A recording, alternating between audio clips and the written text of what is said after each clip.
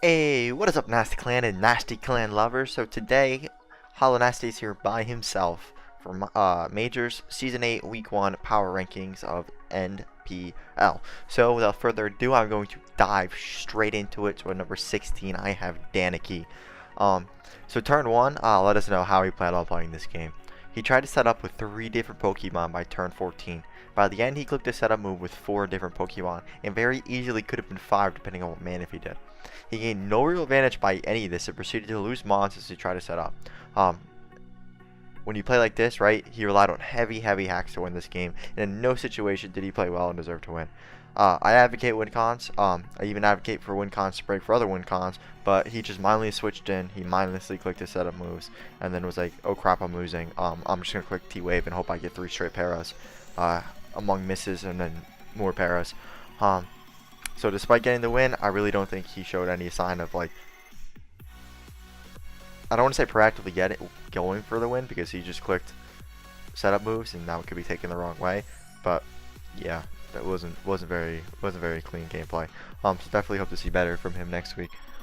So number 15, I have Magic. So David has so many meme picks that he convinces you that some of them are actually not meme picks and actually valid. But there's only one reason that David lost this game, and as super analyst, I'm gonna tell you, and it's because he didn't bring Cresselia. Now I bet a lot of you guys thought I was gonna say something about substitute, but unless the substitute was on Cresselia, it didn't matter. Especially against the Team Master Brawl, right? Cresselia was the freest one I've ever seen in my entire life. I was like, wow, where's Cresselia? And then I was like, wow, he's not there. And I was like, well, who doesn't bring Cresselia? And I was like, apparently David.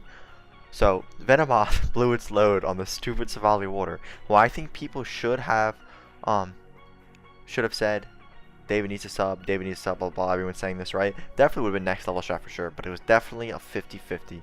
And that's what I think that's what it is. That's what I saw it as, right? It was a 50-50. He could either click Z move, carry the Aerodactyl, or he could click subbed and not kill the Aerodactyl. The Aerodactyl could either attack or switch out. That's what it was. It was a 50-50, and that's just what it was. Anyway, I think he just, like, I don't know. I don't think Aster. I don't think it was like a cut and dry as everyone says. I think you guys are just hindsighting. So yeah, lost 50-50. Probably the game. But when you have 2 cuties with Venomoth, just stay in and try to blow your load for a second time. That's my advice. Everyone knows the second load isn't as much, right? But sometimes you get a lucky crit and the load is awesome. When else do you get 2 cuties at your best? Right, when else do you get 2 cuties? When else do you get 2 cuties? At your best, you're looking at just 1 for the rest of the game. So when you have 2 cuties, you need to really take advantage of it and blow your load a second time. Okay. So 14, I have Cheese Boy. So I gotta wonder why he decided to stay in and click Thunder on Mega T-Tar, considering the fact that Sand was up, right? And if I remember correctly, and even if I don't remember correctly, Sand makes Thunder 50% accuracy. So yeah, definitely questionable play, right? I didn't even know. I didn't think it was gonna hit. Truth be honest, I thought that was going wide. So I'm surprised he even stayed in and he went for the pair, because I was like, yeah, this is going wide. If he got the pair, that could have helped, right? That definitely would have helped against DD or Rock Polish Mega T-Tar, but definitely thought it was going wide. If he really wanted the para, probably just should have been T-Wave, for sure. So yeah, I'm assuming he wanted the para to Mega T-Tar, because I honestly don't know what else he was predicting, right? The whole Jirachi set, it was questionable. I don't know why Nidoking was faster than it when he clearly wanted to be offensive Jirachi, and I think Jirachi is like a big point to talk about when talking about Cheese in this game, because it's really felt like he really wanted to play through Jirachi this game, right? So the set was just interesting. I'm assuming it was for the Celesteela, right? The only thing I could think of is you wanted Thunder Jirachi for the Celesteela with Flash Cannon, but it needed to be slower than Nidoking, I guess, for the Latias, but that doesn't make any sense because 2 offensive moves. No Stealth Rocks. I think Stealth Rocks should have been really big here, but it really helped him out. Yeah, I just really questioned the Jirachi. Maybe just hindsight, but I don't think the Jirachi situation is the best here. And then when you try to play through a prep that doesn't seem optimal, you definitely run into some walls, which it looked like he did. So yeah, I think he'll fix it for next week. Okay, so 13, I have Aberforth, right? So he had the weird plus hazard shenanigans on a Defogger, right? Me too. You just stay in against Defogger and you just smash all your buttons, and then eventually one of them are going to stick, right? But all I got to say to Abe is that if you're going to do it, then you got to commit, man. We got to commit to those kind of plays, right? You got more PP, and you got to tell Merc what's up. Say, listen, yo, I'm getting these up, and there is nothing you can do about it, because I got more PP than you. So you make a play. You don't got to make a play. Make him make the play. Also, if you're gonna do that though, but probably toxic on your bronze song probably would make that like a lot easier. You just toxic Zapdos, and then you just mash the buttons, because he's gonna die before he can't even stop you at this point. He'll die before he even stops you. And you're slower, so you're guaranteed to get at least one. Yeah, definitely, in my opinion, you need a toxic if you're gonna play that game. So yeah, so definitely unfortunate crit though, right? So I looked at some calcs, at least I thought I did, when the game happened, and I don't remember what happened. But I remember the crit well, I remember what happened. I watched the replay again, but I don't remember the calcs.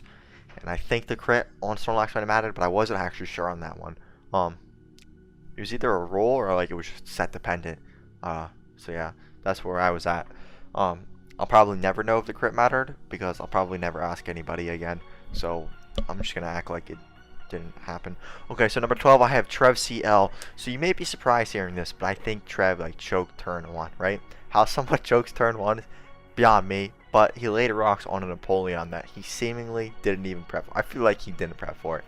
We're gonna be honest, Napoleon got 3 kills and looked unthreatened the entire game, right? So if you go disrespecting threats like that, because Napoleon's a threat, you're gonna catch L, which is what happens, right? You can't let Napoleon take a free kill turn 1. You can't let it take a free kill on like turn 5, and then what is Murkrow doing to it? So that's another kill, right? So I think he just had to prioritize. I think he had to go, look, Napoleon has a threat. I have to click Earth Power here. And even if it only did 70% on Napoleon, right? That was worth so much more than Stealth Rocks. Plus it was faster than you anyway, so probably would take more than 70, right? So I hope he bounces back from this, because he didn't seem to like think about how he won the game in relative to Ace's threats. He just seemed to like do whatever, and then just got ultra punished for it. That's my opinion on how Trev played. So turn 11, or not turn 11, sorry.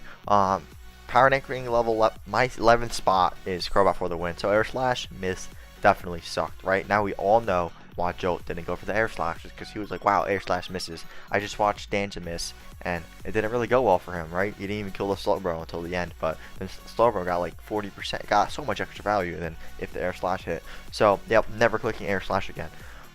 Yeah, so, but it is what it is though, right? Crobat, I would definitely say, was out pressure for most of the game, and I wasn't really liking the sets, because he was applying through Torn-T, right? He was applying all his pressure onto Rob through his Tornadus T, and then he brought in Calm Mind Landorus after, and I was like, what is this Calm Mind Landorus for if you're already supposed to break with the Torn-T? You know, like, that's just, they fill the same niche at that point. I didn't understand. So, I don't know, I still feel like a lot of these guys I'm talking about, right? I'm saying that I didn't like their prep. That's my opinion, right? I am a little hindsight bias, but whatever. I'm confident these guys will work into their teams a little better and prep a little better and get over these weird like conflicts and niches. So yeah, I'm sure they'll figure it out. I have faith. So number 10, I have Regulator. So there's definitely a ton of hacks from a crit on Celebi, a Hydro Mission, Zydoge, a crit on Quillfish, which guaranteed the Destiny Bond kill, and then there's like little other stuff too. So hard to get an accurate read on the situation when everything went wrong at once, right? I don't know if Greg's bad and Blake's good. I don't know. Blake's bad and Greg's good. I don't know if they're both good. I don't know if they're both bad. Cause that game was just a hot mess, right? I don't think it was like the Adam Danicki game, because I think Adam like clearly was gonna win, and then Danicki was like, nope, not today. He catches hacks. If the hacks didn't happen, I could still see Blake winning. Like I don't think it's like Blake like relied on the hacks to win, but just really hard to like say what happened. If the hacks didn't happen, so I got him at 10. So number 9, I have Verd, right? So early game he got out pressured by Gypsy, and I have Verd above everyone else because losing to Gypsy is nearly expected at this point, right? Plus I just thought he played better than most of them, because he was definitely out pressured by Gypsy early, right? But throughout the game, I think he actually did a pretty decent job of handling it. I think there were 2 aspects of this game, 2 aspects of his prep. Maybe even it's just game, just the whole game, prep and game, 2 aspects of it, of why he lost, and it is the following. The first being he didn't win a 50-50 with Gengar. And you might be like, well, that's obvious. If you don't win 50-50s, it's punishable, right? But looking at Gypsy's team, he didn't really have that good of a switch into Gengar, right? He was switching Mandibuzz, ate a Dazzling Gleam, a Life Orb Dazzling Gleam. He didn't want that. Switching Age Flash, ate a Straddle Ball. He didn't want that. Or I think it was Clefable and took a Sludge Wave. So he doesn't want that, right? So it's very important that for both of these battlers that they win the 50-50s. Gypsy won the 50-50s, Bert didn't. I think that was a clear-cut advantage right then and there, right? The second being is that I think he could have broke a little better, and then broke Gypsy's walls and then managed with the sharp a little better if he got a little bit more out of circuitry. And I think circuitry just did not put in the work that was required from it, especially being a 14 pickup, right? I'm assuming it was AV, by the way, like took damage and did damage, but again, I don't run calcs, so I'm lazy, so we're just gonna say it's AV, and if it's not, then we'll just say it is anyway, and then we'll just challenge, we'll just say Verd changes set. So yeah, so we have this AV circuitry, and it didn't really wall break, and it really didn't tank hits that well. So yeah, it definitely left a lot to be desired. I thought if he got a little bit more out of his circuitry, he would have been in a way better position, and maybe even won. But that's what it is. So I think he's really close to being really good and being like really top of the league. I think he's just got to connect a few more dots and then he'll be up there soon. So I hope he closes the gap and becomes a real threat this season. So number 8, I have Moxie Infernape. So it's like really similar to Greg's, right? So there's a lot of hacks, hard to get an accurate read. How well he is relative to everybody. Is he good? Is he bad? I don't know. I still don't know. How am I supposed to know? You know, I watched one game and he hacks. So that's what it is. At least he didn't seem to rely on it. That's like the big thing, right? Did he rely on hacks? No. Did it benefit him? Yes. In what world does hacks not benefit someone? That was a dumb question. I don't know why you guys asked me that, but you did, and I answered it. Yes, he benefited. Could he have won without it? I don't know. That's why he's here, number 8. So that's what it is. Oh, what did I was gonna say? He had a noteworthy play that I don't remember that I liked, but I don't remember it anymore. So. Number 7, Aster J. So Aster showed us something in this game that I said in draft recap about his team, and that is Como is bulkier than expected, and he's going to get a lot of value and mileage out of this team, and people are going to sleep on this thing, right? So rocks, stealth rocks, plus 86% on Mega Kangaskhan. We take those. We take those. I take those. We take those, right?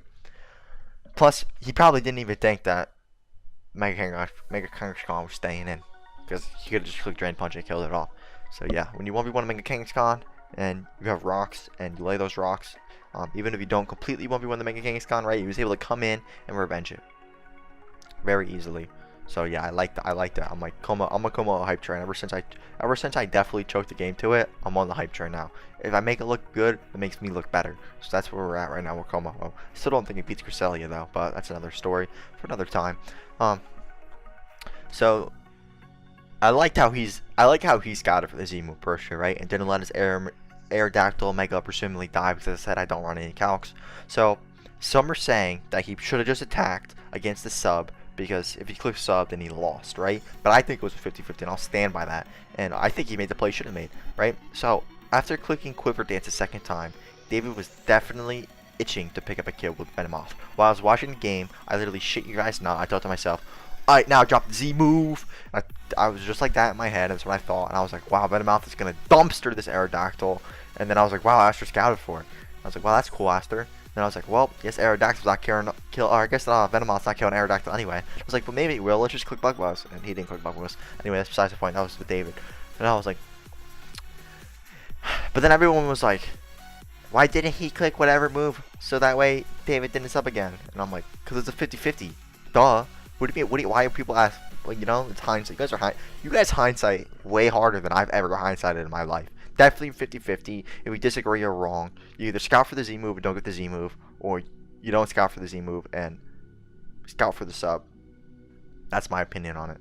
Plus, I don't know. I can't remember if he had any priority. I don't think he did, because he went straight back into the Aerodactyl after. So, but maybe his priority just didn't go that range. I don't remember. Whatever. Doesn't matter. I think you still. I like the scout for the Z move. I don't think Savali Water is doing anything in that game anyway.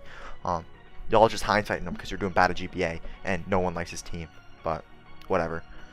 I refuse to be biased like the rest of y'all. I'm only biased when I'm talking about AI Gypsy because I only support humans.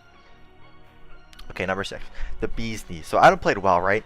And it's really weird that I have someone who won at number 16 and someone who lost at number 6. But I think Adam played well. And I definitely think he had the tools needed to win the game. And we know he had the tools to win the game because all he do is click HP Fire. And he didn't. Scrub. He didn't do that. Now he lost, right? But is what it is. Ideally, Leaf Storm would have landed. And he probably wouldn't have gotten parried 5 straight turns. And the Milk Tank would have died. And X, Y, and Z would have died. But it didn't. So he lost. Excuse me. There's one thing I want to say about Adam now, and is that AI Gypsy King would have clicked HP Fire. So on a scale of 1 to Gypsy, he's only like a 6. So while I think he deserved to win, I still would like to see cleaner gameplay from him, and for him to really understand exactly what needs to be done. Like exactly, like this is all I need. This will give me the highest percent chance to win this game, so I'm gonna execute this because while I think he deserved to win, as I said, I don't think it was as clean as he could have. Can't tilt because of hacks, dude. Can't be like HalluNASTY. Okay, number 5. Mr. Murkrow. So baton passing into Dojo for the Z move was clean. I always like it when people pivot well and make first plays, right? Owen plays are cool, but he ain't got nothing on Murk at the moment. So Magic Room into Cortana sweep was also clean, and I was also really vibing to that because it was faster than the rest of his team. It was killing stuff. It was beast boosting. You think you got Scarf, Tony T? I don't even know if you did, but you don't anymore. What about you, Hitmonlee? You got a Sash? Not today. So no unburden proc for you. And again, I gotta talk about the crit on Sacred Sword on Snorlax. I don't know if it mattered. Egg didn't get bitter in the chat, and Merc didn't say sorry, so I don't actually know. There was no indicators. No indicators, so whatever. I'm gonna act like it didn't happen. That's what you normally do when you don't know. Well, at least that's what I normally do, and I don't know. So, whatever. What I can say, though, is that his Life Orb was not working because of the Magic Room, so it's definitely possible that the crit on Snorlax mattered. But, it's what it is. It was definitely cool tech to see. And I have a question for you guys that I want you guys to answer in the comments below. And let me prepare the question first. Let me set it up a little better, and then I want you guys to answer it. So, Tapu Lele is the biggest threat in the game. Why? Because it sets Magic Room up so cleanly. Can you guys name one other Pokemon that can Magic Room like Tapu Lele can Magic Room? I'll be waiting in the comments. I don't think you can. This is why This is why Tapu Lele is banned. It's because of the Magic Room. It's because of the Magic Room usage. I'm stuttering, but I'm about to cry because I love Tapu Lele so much because it's so good because of the Magic Room. I challenge you guys. Okay, number 4, I have Ace of Bast. So I respect all men who bring offensive Vaporeon, especially when they never click Defog. I mean, I don't even know if he had it. If he did have it, don't click it ever. We gotta get off this Empoleon to Defogger hype train because I'm starting up the Empoleon's the best offensive water type of all time hype train. So let's shift over to that one. So he showed that while he does have top tier threats, right? He's got the Mega Gallade that everyone has to prep for. He's got the Thundurus. I think it was just that everyone has to prep for, right? He ain't afraid to body bag nobody with his mid tier threats. If you try to show up and you're like, I ain't prepped for a Empoleon, he's gonna be like, sweep. So definitely a pretty clean game. IMO. I don't have much to say, guys. It was a 10-turn game, and Empoleon's a beast. So that's what it is. I'm glad that Ace of Base did not lose a Mon to the Murkrow, or else he would have been memed on for life. So shout outs to Ace for not being a meme. Number 3, I have PokeTC Gamer. So Rob, right? Seeing a triple switch in the beginning of the game was interesting to say the least, right? But he should have made it 4, so we can claim the first quadruple switch ever. Fucking blunder versus CDC. Why is he trying to claim our fame like that? I don't understand, Rob. It was all you. It was your time to shine. But no, you had to disappoint everybody and stay in the click return for 40% on the silver. Was it worth it? Was it worth it? I don't think it was worth it, but whatever. He held control virtually all game long. It looked like the air slash whip helped, but to be honest, I like the AVT wave set. That's like hot. That's heat. It's the definition of heat. No, actually, Magic Room. Tapu Lele's definition. His was cool for that. I played well. I expected him to play well, but I'm still not really liking his team that much. Is what it is. If you can use it, it's all you. Just not my style. So number 2, I have Matty Brawler. So Matty got a lot of value from his Mega T-Tor and Dumb-Eyes, and that is what I like to see. Using Mega Well is important, but I think what defines how good a draft / how good a player uses the draft, how good the player is overall by when they use the draft, is by how well they can use their middle tier pick, right? One might even say that the value of the 3rd pick cannot be understated. Overall, I think he did a solid job identifying his win con and played well to execute it. Kept pressure up, controlled the hazard game, which is also very important, and closed the game out effectively. Number 1, Gypsy King. So can't knock this man no matter how hard I try to knock this man. I'm trying to find any reason to be biased and say Zazo is GOAT, but he makes it really hard, and fortunately I can't say Zazo is GOAT because Gypsy King is GOAT. But soon, guys, soon, I can feel it coming. Zazo's on the rise again. We'll get Zazo back up to top, even though he doesn't play anymore.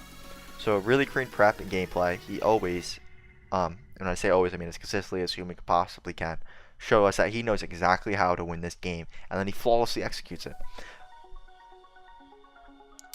I think what's really amazing about Gypsy, and you can even say this about Zazo to some extent too, right? You can say this about the top of the top tier players, is that I don't think I've ever seen him lose a 50-50.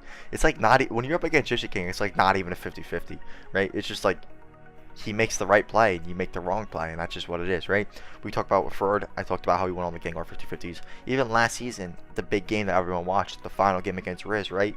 He won all the 50-50s he needed to, right? What is it like? He clicked rock polish instead of whatever he did or whatever. I don't even remember. I don't remember, but he won the 50-50. That's what I do remember. So overall, I'm very impressed with his gameplay, right? It is undisputed top tier. He's undisputed #1, and I can't even really nitpick at his gameplay because it's pretty flawless. But don't sleep, Gypsy, because I'm trying to I'm trying my hardest to make you sound like a human and not an AI. Once you slip, I'll be there to knock you down to #1. That was a meme, guys. Don't get all salty. Okay, so yeah, that wraps it up. That's all I have to say. It's looking like it's going to be another Gypsy King snack wrap season, especially the way he's been playing. Man, this guy's like an AI, I swear. They say deep learning hasn't reached Pokemon yet, but I think Gypsy's already here. So yeah, that wraps it up. I was by myself today. Next week I'll have a partner, I think. We'll see how it goes. We all know I'm Go Analyst, Super Analyst, HalluNASTY, so we don't even need a partner up in here. Yeah, we do. But no, we don't. I hope you guys enjoyed. I don't have any more plugs, I think. I'm trying to think, like, I think the analyst application's over, so join Nasty Clan. Alright, later.